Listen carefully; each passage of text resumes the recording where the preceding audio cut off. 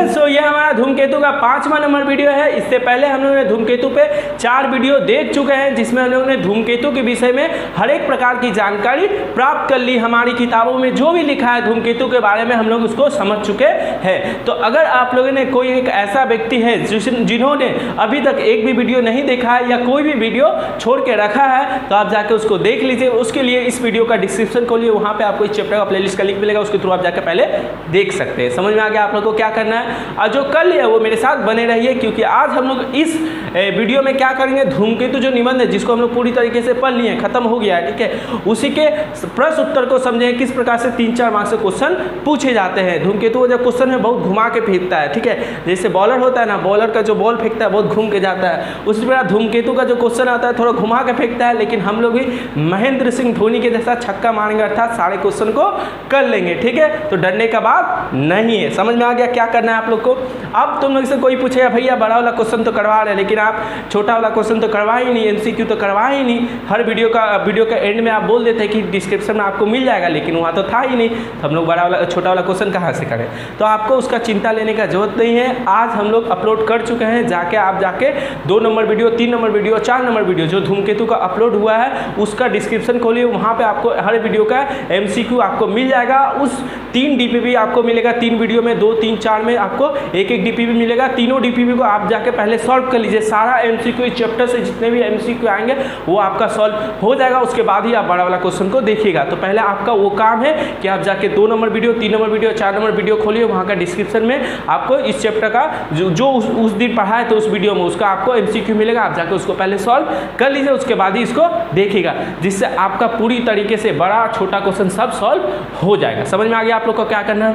तो देखिए इसमें धूमकेतु में अभी हम लोग इस वीडियो में 3 क्वेश्चन करेंगे, बहुत इंपॉर्टेंट क्वेश्चन करेंगे, और इसका आने वाले वीडियो में भी 3-4 क्वेश्चन करेंगे, जिससे हम लोग का धूमकेतु पे जितने भी बड़े क्वेश्चन आते हैं जो घुमा के फेंकता है, ठीक है, वो भी आपका सॉल्व हो जाएगा, ठीक है।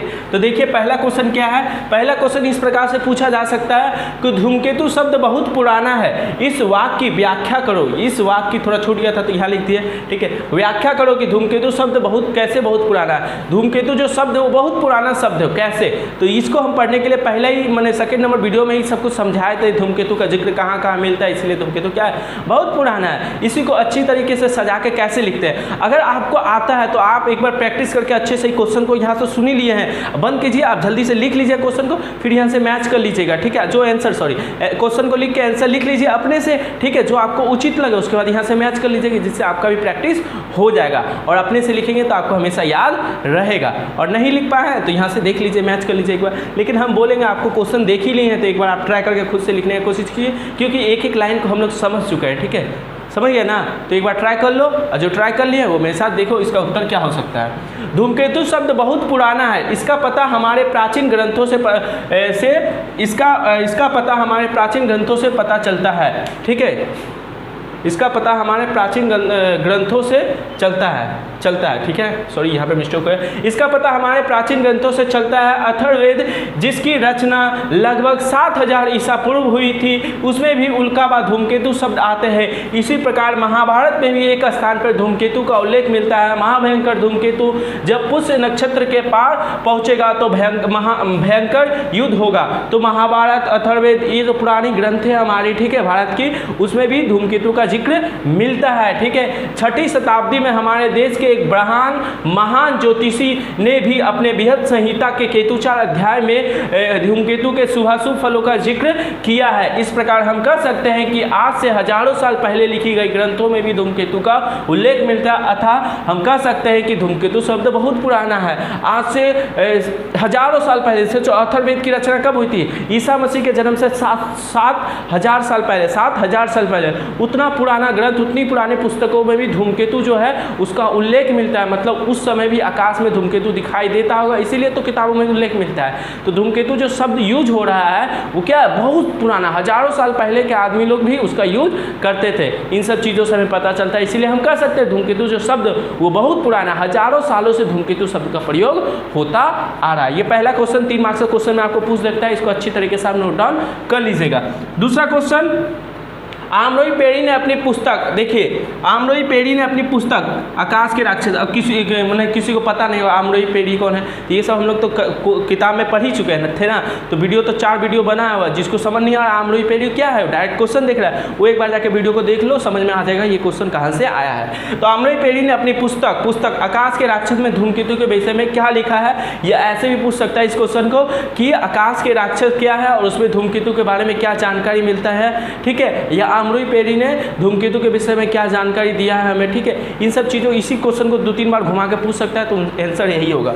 दूसरे देश के लोग भी धूमकेतु से बेहद डरते थे, इसकी जानकारी हमें आमरोई पेड़ी के द्वारा रचित पुस्तक, याद रखना आकाश के राक्षस क्या है, एक पुस्तक का नाम है, ठीक है, पुस्तक से मिलती है। जब 1528 ईस्वी में यूरोप के आकाश में धूमकेतु दिखाई दिया तो वहाँ के लोग उस धूमकेतु को देखकर इतना डर गए कि कई लोग बीमार पड़ गए और कई लोग तो डर के मारे मर गए। यह सब जानकारी हमें आमरोई पेड़ी की द्वारा लिखित आकाश के राक्षस नामक पुस्तक से मिलती है। तो यहाँ से हमको 2 क्वेश्चन मिला, क्या कि धूमकेतु शब्द बहुत पुराना है, उसका व्याख्या करने बोल रहा है कि धूमकेतु शब्द बहुत पुराना, किताब में लिखा है बहुत पुराना, कैसे, तो ये तुमको लिखना पड़ेगा कि अथर्ववेद में, महाभारत में और ब्राह्मण द्वारा लिखी बृहद संहिता नामक जो पुस्तक है उसका केतुचार अध्याय में भी धूमकेतु का जिक्र मिलता है, इसलिए धूमकेतु शब्द क्या है, बहुत पुराना है। दूसरे देश के लोग धूमकेतु से कैसे डरते थे, तो ये भी लिख सकते हो, दूसरे देश के लोग भी धूमकेतु से डरते हैं, ये जानकारी हमें कहाँ से मिलती है, तो ये उन दूसरे देश में जो ग्रंथ लिखे जाते थे, किताब लिखे जाते थे, जैसे यहाँ पे आमरोई पेड़ी का बात किया गया, उन किताबों से हमें पता चलता है कि दूसरे लोग भी धूमकेतु से बहुत ज़्यादा डरते थे। तो ये 2 क्वेश्चन हुआ, इसी को 2-3 बार घुमा के पूछ सकता है। इस क्वेश्चन को बोले ना आमरोई पेड़ी ने धूमकेतु के बारे में क्या लिखा, आकाश के राक्षस में धूमकेतु के बारे में क्या जानकारी मिलती है, दूसरे देशों के लोग भी धूमकेतु से बहुत डरते थे कैसे, तो ये तुमको लिखना पड़ेगा। वहाँ के जो ग्रंथ है उसमें, वहाँ की जो ग्रंथ है किताबें, उन सब में हमें ये सब जानकारी मिलते हैं कि दूसरे देश में जब भी आकाश में धूमकेतु दिखाई देते तो वहाँ के लोग डर जाते थे और डर के मारे तो मर ही जाते थे। समझ गया, ये 2 क्वेश्चन हो गया, इसको अच्छे से नोट डाउन करो। 3rd क्वेश्चन करवाते हैं इसको, पहले बहुत इंपॉर्टेंट क्वेश्चन है, ठीक है, चैप्टर पढ़ लिए उसके बाद ये क्वेश्चन बहुत ज़्यादा इंपॉर्टेंट है, ठीक है, और इसको अभी प्रैक्टिस करते रहोगे तो तुमको याद हो जाएगा, बहुत ईजी क्वेश्चन है, ठीक है, समझ गया ना, तो इसको जल्दी से नोट डाउन करो, उसके बाद हम दूसरा लिखाते हैं, पहले इसको नोट डाउन करो तुम लोग। ये देखो हम लोग का 3रा नंबर क्वेश्चन है और ये आज के वीडियो का सबसे इंपॉर्टेंट क्वेश्चन है, इस चैप्टर का सबसे इंपॉर्टेंट वाला क्वेश्चन है, तो इसको ध्यान से समझना। क्या है कि धूमकेतुओं का अध्ययन करते हुए हेली किस नतीजे पे पहुंचे, या पूछ सकता है कि हेली ने धूमकेतुओं के बारे में हमें क्या जानकारी दी, या हेली के माध्यम से हमें धूमकेतु के बारे में क्या विशेष जानकारी मिलती है। इस प्रकार के क्वेश्चन आपको पूछ सकता है, सबका आंसर यही होगा। देखिए क्या है, धूमकेतु का अध्ययन करते हुए हेली इस नतीजे पर पहुंचे कि ग्रहों की तरह धूमकेतु भी हमारे सौरमंडल का सदस्य है। 1 मार्क्स का क्वेश्चन में आपसे पूछ सकता है कि धूमकेतु किस नतीजे पर पहुंचे, उन्होंने क्या बताया कि ग्रहों की तरह धूमकेतु भी हमारे सौरमंडल का क्या है, सदस्य है, और यह भी सूर्य की परिक्रमा करते हैं। हेली ने सोचा कि सूर्य के गुरुत्वाकर्षण के कारण आकाश में ग्रह सूर्य की परिक्रमा करते हैं और एक निश्चित समय में सूर्य की परिक्रमा संपूर्ण करते हैं, ठीक है। तो आपको पता है कि सूर्य की जो गुरुत्वाकर्षण शक्ति है उसके कारण क्या होता है, सभी ग्रह क्या करते हैं, सूर्य के चारों तरफ घूमने लगते हैं। गुरुत्वाकर्षण शक्ति पता है ना, किसी भी चीज़ को हम ऊपर फेंकते हैं तो क्या होता है, पृथ्वी की तरफ आकर्षित होती है, उसे पृथ्वी की गुरुत्वाकर्षण शक्ति कहते हैं। उसी प्रकार समझ लो ये सूर्य है और ये कोई भी ग्रह है, ये सूर्य है, ये कोई भी ग्रह है, ठीक है। तो क्या होगा, जैसे पृथ्वी किसी भी चीज़ को अपनी सतह की ओर, अपनी जमीन की ओर आकर्षित करती है, उसी प्रकार सूर्य क्या करता है, किसी भी ग्रह या उपग्रह को अपनी तरफ खींचने की कोशिश करता है, अपनी सतह पे लाने की कोशिश करता है, उसी को बोलेंगे सूर्य की गुरुत्वाकर्षण शक्ति। समझ में आ गया, जैसे ये क्या हुआ, शक्ति हुआ, पृथ्वी की शक्ति, उसी प्रकार सूर्य की गुरुत्वाकर्षण शक्ति के कारण क्या होता है, अब ये सूर्य सबको अपनी तरफ इधर खींच रहा है बल लगा के, ठीक है, और ग्रह जो है वो बाहर निकलना चाहते हैं, तो ये क्या हुआ, ये इधर जाना चाहता है, ये इधर जाना चाहता है, कोई किधर जा नहीं पाता, ये बीच में ऐसे ऐसे घूमने लगता है। तो ये क्या हुआ, सूर्य की गुरुत्वाकर्षण शक्ति के कारण सभी ग्रह क्या करते हैं, सूर्य की परिक्रमा करने लगते हैं, ठीक है। और यहाँ से परिक्रमा करना स्टार्ट किया, फिर कुछ समय के बाद फिर से एक चक्कर, जब पूरा घूम लेगा तो बोलेंगे हम एक चक्कर लगा लिया। तो ये आपको समझ में आता है, ठीक है, समझ में आता है, ठीक है। उसी प्रकार आगे देखिए, इसी प्रकार धूमकेतु को भी एक निश्चित समय में सूर्य की परिक्रमा संपूर्ण कर लेनी चाहिए, ठीक है। अब तुमको हेली ने बता दिया कि धूमकेतु भी क्या है, सौर परिवार का सदस्य, मतलब इधर कहीं पे धूमकेतु भी, एक धूमकेतु भी होगा, तो धूमकेतु पे भी क्या होगा, सूर्य की गुरुत्वाकर्षण शक्ति लगेगी, और धूमकेतु बाहर निकलना चाहेगा तो धूमकेतु भी क्या होगा, पृथ्वी के सूर्य के चारों तरफ घूमेगा, और उसको भी एक बार यहाँ से घूमना स्टार्ट किया, कुछ समय के बाद फिर से घूमते घूमते फिर से यहाँ पे आ जाना चाहिए, जिसको हम बोलेंगे धूमकेतु एक चक्कर पूरा लगा लगा लिया। इसी प्रकार एक निश्चित समय के बाद वही धूमकेतु पुनः आकाश में दिखाई देना चाहिए। ठीक है, ये धूमकेतु घूमते घूमते घूमते गया, फिर यहाँ पे हमको एक निश्चित समय के बाद ये धूमकेतु फिर से हमें यहाँ पे दिखाई देना चाहिए। ठीक है, हेली जिस धूमकेतु की चर्चा कर रहे थे वह 1531, 1607 और 1682 में ईस्वी में आकाश में प्रकट हुआ था।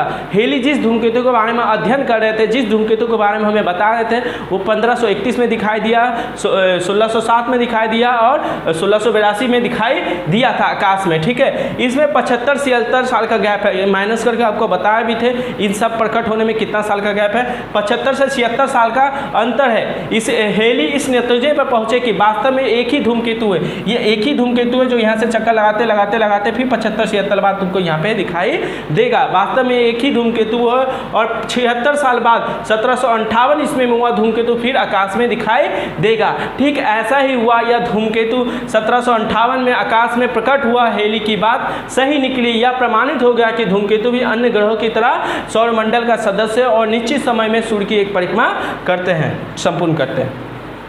तो हेली ने अपने जो भी उनके पास तथ्य थे, पुरानी चीज़ें मौजूद थी, उनके माध्यम से यह जानकारी प्राप्त किए कि सौर परिवार के सारे ग्रह सूर्य की गुरुत्वाकर्षण शक्ति के कारण सूर्य के चारों तरफ घूमते रहते हैं। उसी प्रकार जो धूमकेतु वो भी क्या है, सौर परिवार का ही सदस्य, वो भी कहीं पर स्थित होगा तो उस पर भी गुरुत्वाकर्षण शक्ति लगेगा सूर्य का, और वो भी क्या होगा, सूर्य के चारों तरफ घूमते रहेगा और घूमते घूमते एक निश्चित समय के बाद सूर्य की क्या करेगी, परिक्रमा संपूर्ण कर लेगा और फिर से हमें आकाश में दिखाई देगा। तो धूमकेतु ने यह हमें जानकारी दी कि जो हेली का धूमकेतु, सारे धूमकेतु के बारे में नहीं, उन्होंने जिस धूमकेतु के बारे में बताया उसी का तो बाद में नाम पड़ गया क्या, हेली का धूमकेतु।